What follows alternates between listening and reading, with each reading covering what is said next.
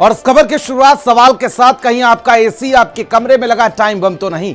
क्योंकि आज नोएडा के अरण्य सोसाइटी की वो 22वीं मंजिल पर एसी में हुए विस्फोट से भीषण आग लग गई। यह सिर्फ एक हादसा नहीं था, एक चेतावनी थी जो हर घर के दरवाजे पर दस्तक दे रही है। सवाल यह नहीं कि ब्लास्ट कहां हुआ, सवाल यह है कि क्या आपका एसी भी उसी खामोश खतरे को अपने अंदर पाल रहा है? क्या दीवार पर टंगा ये ठंडी हवा देने वाला बॉक्स किसी दिन सफेद बारूद बनकर आपके पूरे घर को झुलसा सकता है? रिपोर्ट के जरिए देखिए।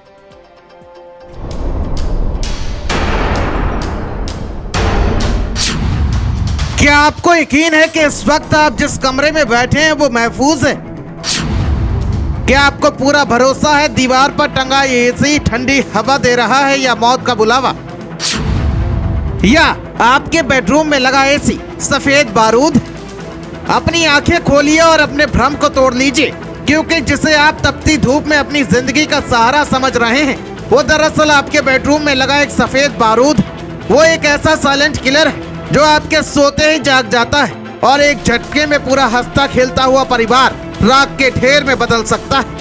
नोएडा की द अरण्य सोसाइटी की 22वीं मंजिल पर जो हुआ उसने उत्तर प्रदेश की राजधानी से लेकर दिल्ली के पावर कॉरिडोर तक को हिलाकर रख दिया है। एक धमाका और 22वां माला आग की गगनचुंबी लपटों का गवाह बन गया। लोग जान बचाने के लिए भाग रहे थे, चीख पुकार मची थी। मुख्यमंत्री योगी आदित्यनाथ को खुद कमान संभालनी पड़ी, तब जाकर 6 दमकल की गाड़ियों ने इस तबाही को थामा।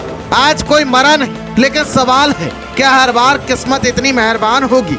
आज सेक्टर 119 स्थित अरण्या सोसाइटी में आग लगी। 21वें फ्लोर पे भीषण आग लगी थी। इस वक्त हम सोसाइटी में ही खड़े हुए हैं। ये सोसाइटी का जो 21वां फ्लोर है 2105, उसमें एसी ब्लास्ट हुआ है। एसी ब्लास्ट होने के बाद आग ने उग्र रूप धारण किया। ठीक 22वें फ्लोर तक वो आग पहुंची है। आरोप भी ये लगाए जा रहे हैं कि जो फायर फाइटिंग सिस्टम है वो काम नहीं किया, अलार्म नहीं बजे। गनीमत रही कोई जनहानि नहीं हुई। समय रहते जो फ्लैट के अंदर लोग रह रहे थे उनको बाहर निकाल लिया जाए। मौत का सुलगता सच, 2 साल 100 से अधिक लाशें। लखनऊ में एसी फटा, 15 मासूम बच्चों का दम घुट गया। दिल्ली के विवेक विहार में रात को ब्लास्ट हुआ और 9 लोग जिंदा जल गए। हौज खास में इंडोर यूनिट फटा, 80 साल के पूर्व आईएएस की दम घुटने से मौत हो गई। जब पारा 42 डिग्री पार जाता है तब एसी टाइम बम आखिर क्यों बन जाता है? शहरी जिंदगी की सबसे मजबूरी बन चुका एयर कंडीशनर अब जान का दुश्मन बन चुका है। बीते 1 महीने में देश के अलग अलग कोनों से तस्वीरें जो आई हैं वो डराती हैं। आखिर गलती कहाँ हो रही है? क्या कंपनियां हमें डिफेक्टिव माल बेच रही हैं या हमारी कोई लापरवाही हमारे अपनों की जान ले रही है? आखिर ये एयर कंडीशनर टाइम बम क्यों बनते जा रहे हैं, जरा जान लीजिए। भीषण गर्मी में लगातार चलने से गैस का दबाव बढ़ता है। अगर कंप्रेसर खराब हो या पाइपलाइन चोक हो तो धमाका तय। सालों तक सर्विसिंग न कराने से अंदर धूल मिट्टी की मोटी परत जम जाती है, जिससे मशीन हांफने लगती है।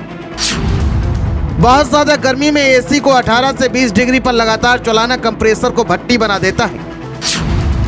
गलत जगह पर एसी लगाने से आउटडोर यूनिट को वेंटिलेशन नहीं मिलता और हीट अंदर ही उबलने लगती है।